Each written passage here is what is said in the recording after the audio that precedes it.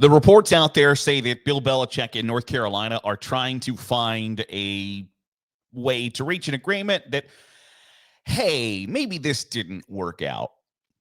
That if North Carolina were to fire Bill Belichick, it would cost him a $20 million buyout, which sounds like a lot, but it's actually only fourth in the ACC and really not all that high, all things considered, if you're trying to get out from under what has been an abject failure and disaster as hiring Bill Belichick as your head coach.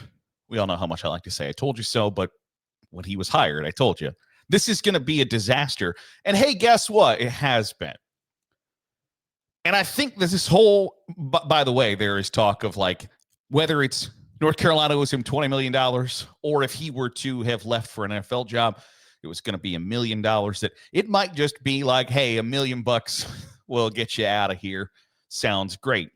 And I think that this proves something that we've all known about college football, but maybe football as a whole, but especially maybe sports as a whole, but especially college football.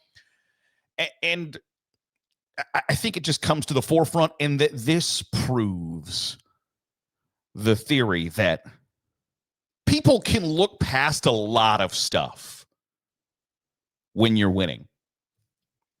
When you're winning, everything that is a detriment at any other time is diminished. You saw it in New England when Bill Belichick was the head coach. When they were winning Super Bowls, nobody cared that he was an asshole. Nobody cared that he treated players poorly, that he treated the media poorly, that he treated his assistant coaches poorly, that he treated the front office poorly, that assistant coaches thought that they could take the Patriot way with them and were complete and utter failures. You can go down a really long list of guys that coached under Bill Belichick, got head coaching jobs, and things did not go well for them. And you had the ability to look past all of those things that we've known about Bill Belichick and have been true objectively. But when you're winning, those things don't matter. The only thing that matters is that you win. Not how you win, just that you win. And in New England, when things started going poorly for Bill Belichick, people started going, wait a second. Not only are we losing, this guy's an asshole. And suddenly, you got to be grading on those people. Suddenly, you weren't willing to look past the idea that he was a jerk because you were no longer winning. And at the time of his hiring, I said the idea that you could pretend to build a program on the idea that we're going to be the 33rd NFL team. Here's the deal. If 32 NFL teams decided that Bill Belichick wasn't worth being their head coach, and all of those assistant coaches had also been bypassed by 32 NFL teams, why would you want your son to go play for the coaches deemed not good enough to coach in the NFL? That's just a byproduct. Like, that's just flat out logic and reason. Hey, the NFL, where I'd like to aspire to play someday, has roundly voted that these people aren't worthy of jobs in their organizations. Therefore, I'm going to go play for them now in an effort to go play for the NFL later. That doesn't make any sense. Every team passed on Bill Belichick. Some of them twice. There was a reason he was available to North Carolina. And North Carolina, like the New England Patriots before them, were willing to look past the fact that Bill Belichick is an asshole if he was going to bring a winner to Chapel Hill. The problem with that line of thinking is, one, going from the NFL to college, just like going from college to the NFL, has proven to be a really difficult task for lifelong NFL coaches. There have been several that have tried, that have said, I can go to the college game and run a great program.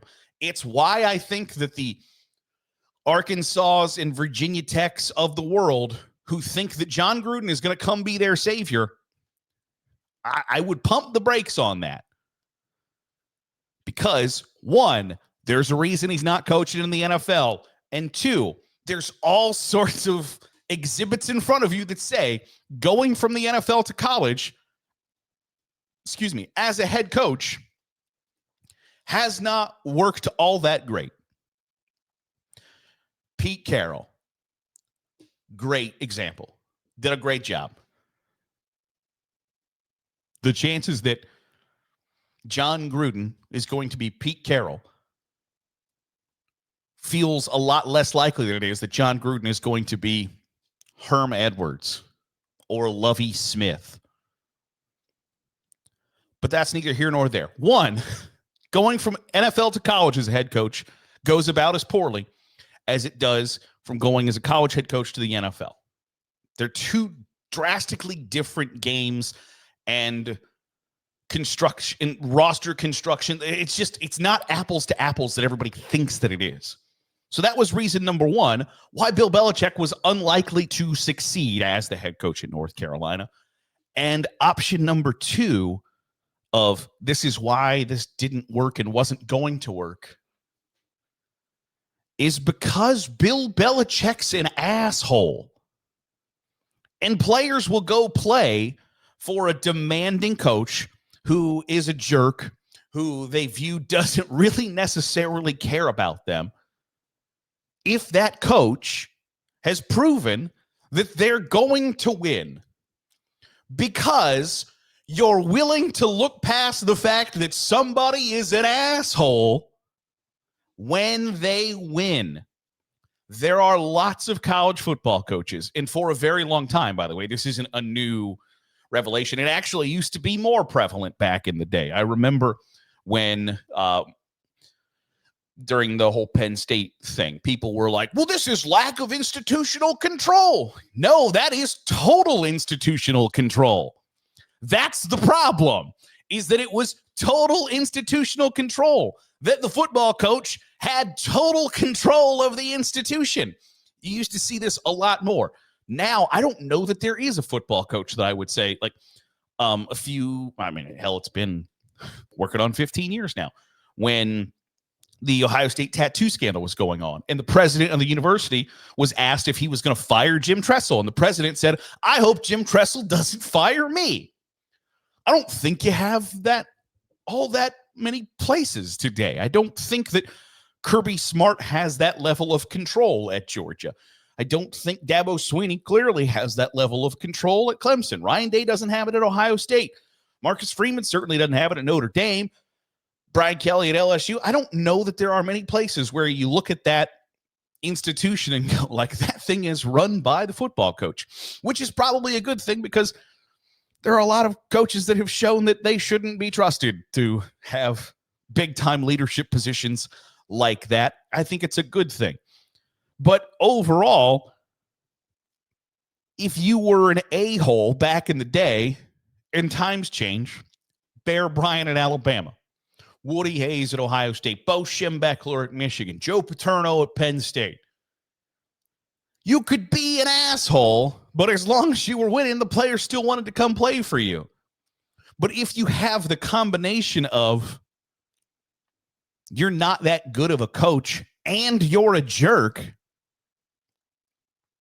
it doesn't take a science rocket to figure out that that's not going to lead to on-field success. And in his quest to prove that he is more than just the coach who coached Tom Brady, I feel like Bill Belichick has proven that he's just the coach who happened to get paired with Tom Brady rather than the all-time greatest football coach in the history of the sport. Because every step of the way, along the way, without Tom Brady, has shown that he's just not that good at this thing. And when you're just not that good at this, that's a bad problem to have when you are jumping into a sport for really the first time in college football where you're not that good at this and you're a jerk. I don't think Bill Belichick is going to make it through the season as the North Carolina head coach, because if you are starting to talk about buyout opportunities at this stage, it's the same thing as a couple who got married and like 3 months in go, I don't want to get divorced.